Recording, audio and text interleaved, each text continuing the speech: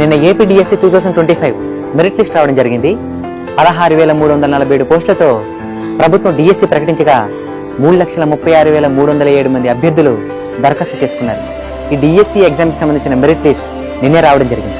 Merit list rank సాధించి ఉపాధ్యాయ వృత్తిలోకి అడుగుపెట్టబోతున్న ప్రతి ఒక్కరికి మనస్ఫూర్తిగా శుభాకాంక్షలు తెలియజేసుకుంటున్నాను. దేశ భవిష్యత్తు తరగతి గదులు రూపుదిద్దుకుంటుందని అంటారు. ఆ తరగతి గదికే యజమానులు కాబోతున్నారు మీరు. పిల్లల భవిష్యత్తే కాదు, దేశ భవిష్యత్తు కూడా మీ చేతుల్లోనే ఉంది. All the best. జాబ్కి సెలెక్ట్ కాలేకపోయిన వారు ధైర్యంగా ఉండండి. కేవలం మీరు మాత్రమే సాధించగలిగే ఏదో ఒక గొప్ప విజయం మీకోసం ఎదురు చూస్తూ ఉంటుందని నేను ఖచ్చితంగా చెప్పగలను. దీనికి ఉదాహరణగా చెప్పాలంటే నా జర్నీని మీ అందరిలో చాలా మందికి తెలిసే ఉంటుంది. నేను కూడా ఉపాధ్యాయుని కావాలని కలగనివాడిని, ఒక డిఎస్సి అభ్యర్థిని. నా ఇంటర్మీడియట్ కంప్లీట్ అయిన తర్వాత 2014-16 సంవత్సరంలో నా డిఎడ్ కంప్లీట్ చేశాను. ఇక అప్పటి నుంచి డిఎస్సికి ప్రిపేర్ అవుతూ దాదాపు 5-6 కంపెనీలో వర్కర్గా పనిచేసి ఏపీ కానిస్టేబుల్, సెంట్రల్ గవర్నమెంట్ ఏ జాబ్స్ వచ్చినా వాటికి ప్రిపేర్ అయ్యేవాడిని.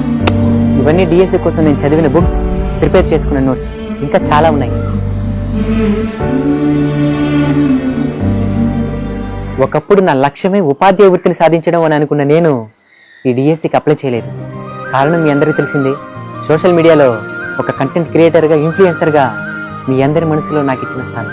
ఒక ఉపాధ్యాయుడిగా నేను ఏవైతే చేయాలనుకున్నానో అవన్నీ ఇప్పుడు ఒక ఇన్ఫ్లుయెన్సర్గా చేస్తున్నాను. మిమ్మల్ని నవ్వించడం కావచ్చు, ఆలోచింపచేయడం కావచ్చు, మోటివేట్ చేయడం కావచ్చు, ఇలా నా శక్తికి మించి ప్రయత్నిస్తున్నాను. నాలాగే మీకోసం కూడా ఏదో ఒక గొప్ప విజయం ఎదురు చూస్తూ ఉంటుందని నేను మనస్ఫూర్తిగా నమ్ముతున్నాను. ఈ సందర్భంగా నేను రాసుకున్న ఒక కొటేషన్ని మీతో పంచుకోవాలనుకున్నాను. మన సంకల్పంలో ఎలాంటి స్వార్థమూ లేకపోతే సమస్త సృష్టి మనకు సహకరిస్తుంది. కాబట్టి నిరాశ చెందొద్దండి, రెట్టింపు ఉత్సాహంతో ముందడిగేయండి. జై హింద్.